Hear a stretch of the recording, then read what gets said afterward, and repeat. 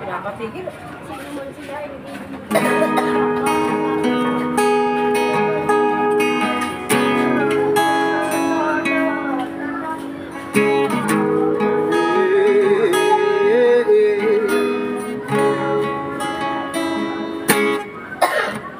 Kumusta Pilipinas?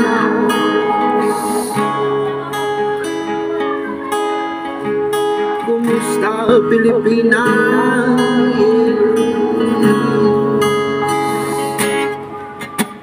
Kumusta Pilipinas? Sa kamay ng mga naka-uniformeng manduruga.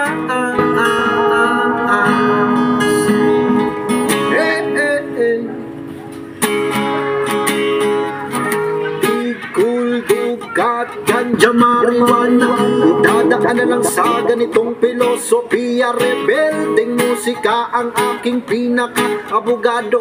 Konsensya ang magsisilbing patas na hurado. Hindi ko to dapat ipagwalang kibo. Sa ganitong paraan hindi na ako magdadalawang isip. Naisiwalan kung sino ang tunay na mga kriminal. At sobrang hangal ang isip.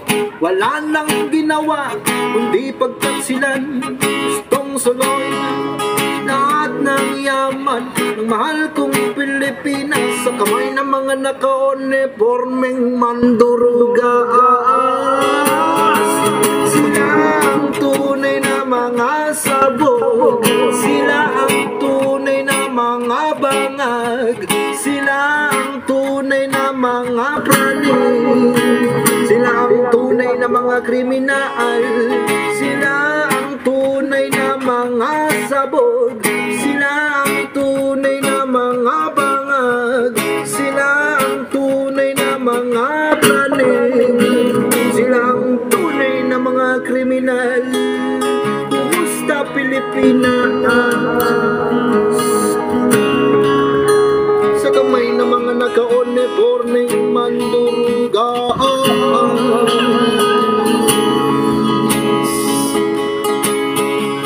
Kumusta? Kumusta Lucena? Redangdang alak, Yossi, pasugalan naman. Inayupak, bakit illegal ang mga yan? Buwis lang ang kanilang idadahilan. Bakit mas marami pang kulang kaysa sa mga napunan? Pampublikong paaralan kulang-kulang.